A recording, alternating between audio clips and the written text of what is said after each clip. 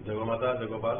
मैं महेंद्र दिनेश गिरी, राजस्थान गौ सेवा समिति प्रदेश अध्यक्ष, बुधगिरी मंडी फतेहपुर से आपके समक्ष आज एक बहुत ही संवेदनशील व महत्वपूर्ण आस्था से भावनाओं से जुड़ा हुआ विषय मुद्दा लेकर के इस सोशल मीडिया के माध्यम से मैं पहुंचा हूं। 2-5 मिनट आप इस विषय को बड़े धैर्य से बड़े गंभीरतापूर्वक सुनेंगे और अपनी क्या भूमिका है उस भूमिका को भी आप निभाने का अगर चिंतन करेंगे तो आज का ये भाव आपके समक्ष मैं लेकर के आया हूं, इसकी सार्थकता बनेगी।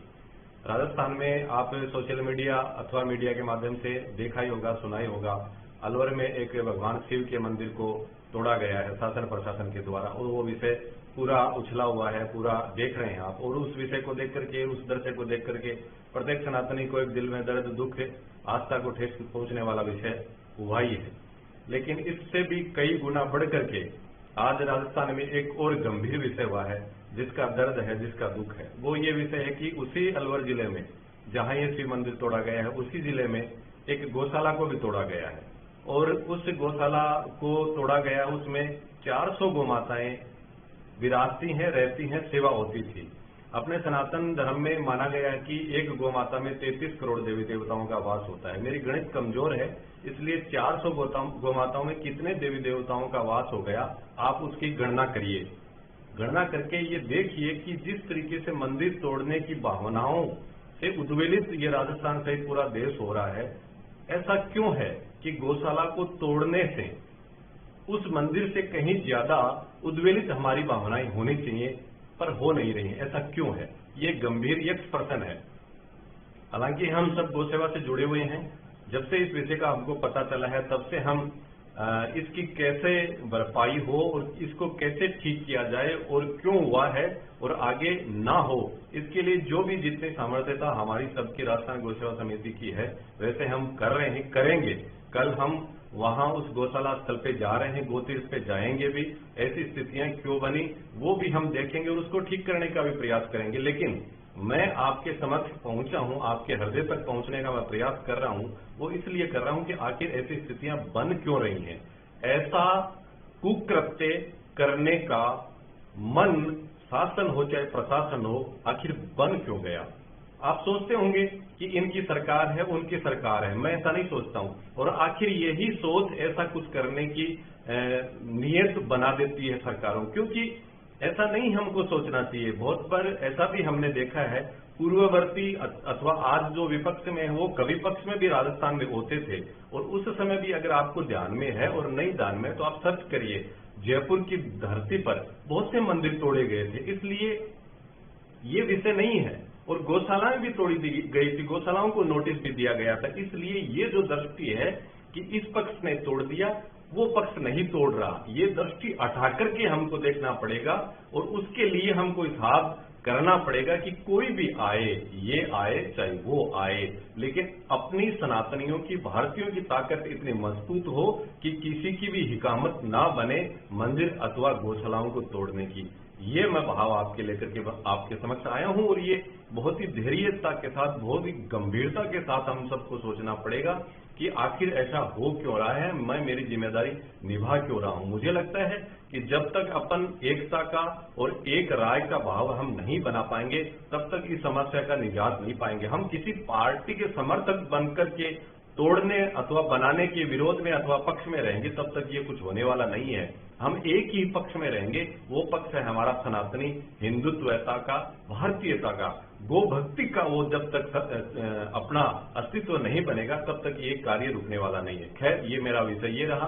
अब गौशाला तोड़ी गई है और उसका कारण जो भी बताया गया है लेकिन अनुचित है। उस गौशाला को जिस निर्दयता से तोड़ा गया, वहां के जो संचालक संत हैं उनसे हमारी बात हुई है। कल हमारा पूरा प्रतिनिधिमंडल वहां जा रहे हैं। वहां जो गौमाताएं थी असहाय थी, कमजोर थी, बहुत सी गौमाताएं जो ब्याने वाली थी, उनको इस स्थिति में गौशाला तोड़ने के बाद छोड़ दिया गया कि आज उनका कोई आश्रय नहीं है, कोई उनकी सेवा नहीं हो पा रही है। ये कुकृत्य शासन प्रशासन ने किसी भी कारण से किया है, बहुत ही गलत किया है, घिनौना किया है, जिसका कोई शब्द नहीं है, इस तरीके से किया गया है। और वहां के संचालकों ने बाकायदा वहां के अधिकारी जो आए उनको कहा भी था कि ऐसी अगर स्थिति बन रही है कि आपको तोड़ना ही पड़ेगा तो आप हमको 10 दिन का समय दीजिए, हम हमारी गायों को शिफ्ट कर लेंगे, दूसरी जगह ले जाएंगे, गोमाताओं को हम एक अलग स्थान बना के रखेंगे। आप 10 दिन का हमें समय दीजिए, लेकिन 10 दिन का भी समय उन अधिकारियों ने दिया नहीं। आखिर ऐसी नियति क्यों बनी? वर्तमान में राजस्थान में भयंकर अकाल की स्थिति बनी हुई है। आप देख ही रहे हैं, चारे के भाव आसमान पे चले गए। आज गौशाला संचालकों के सामने गायों की सेवा करने के लिए दुष्कर स्थिति बनी हुई है। एक और वो संकट था, उस संकट के सामने ऐसी सरकारें और बड़े संकट खड़े कर रही है। इससे लगता है कि कहीं न कहीं वो जो टकराव वाली स्थिति है, जो आर पार वाली स्थिति है, पत्थर से पत्थर भिड़ाने वाली स्थिति वो बन गई, और उसको भी हम करेंगे। मैं संत हूं, सन्यासी हूं, इसलिए मेरी मर्यादा है और मर्यादा के अनुरूप ही मुझे कुछ शब्द आपके समक्ष पेश करने हैं। लेकिन ये जो गौशाला को तोड़ने का, मंदिर का तो है ही है, लेकिन मैं उससे बहुत महत्वपूर्ण इस गौशाला को तोड़ने को मानता हूं। ये जो कार्य हुआ है, इसका बहुत बड़ा परिणाम जिसने भी तोड़ा है, वो सरकार हो चाहे अधिकारी हो, उनको भुगतना पड़ेगा। और बहुत जल्द जयपुर की धरती पे वो कुछ होगा।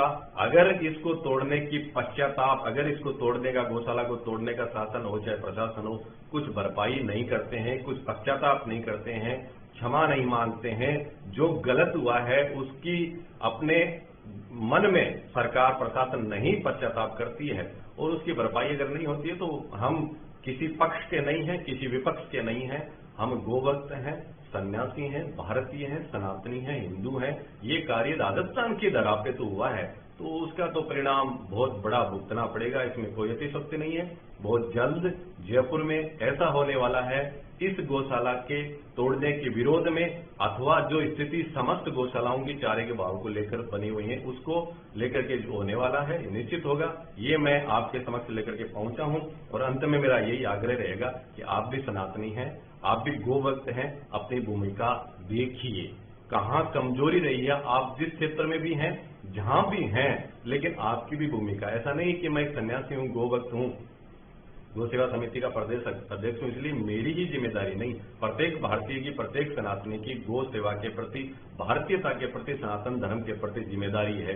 वो गरीब से गरीब है, मजदूर से मजदूर है, चाहे बच्चे से बच्चा है, कुछ भी है, प्रत्येक व्यक्ति की एक भावना होती है, उस भावना का भी बहुत बड़ा प्रभाव होता है। कहीं न कहीं हमारी भावनाओं में कमजोरी आई है, कहीं न कहीं अपनी दृढ़ता में कमजोरी आई है, इसीलिए इन राक्षसों की, इन नर पिशाचों की एक इतनी हिम्मत हो रही है कि गोमाताओं के आश्रय को तोड़ा जा रहा है। बहुत ही जल्द इसका बहुत बड़ा कुछ होने वाला है।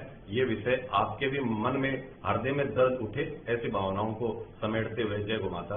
अलवर से एक और बड़ी खबर आ रही है। अलवर में मंदिर तोड़े जाने के बाद गौशाला पर चला बुलडोजर। अलवर के मैथाना में हनुमान गौशाला को किया गया है ध्वस्त। अतिक्रमण का हवाला देकर यह कार्रवाई की गई है। लेकिन सवाल यह है कि हिंदुओं की आस्था को आखिर क्यों ठेस पहुंचाई जा रही है? पहले मंदिर और फिर गौशाला। गौशाला पर आपको बता दें कि यह बुलडोजर चला है। 40 बीघा जमीन में गौशाला पर यह बुलडोजर चला, तोड़ दिया गया। तस्वीरें भी आपको दिखा रहे हैं। 400 गायों का आशियाना यहाँ पे छीना गया है। सवाल यह है कि हिंदुओं की आस्था के साथ ही आखिर खिलवाड़ क्यों?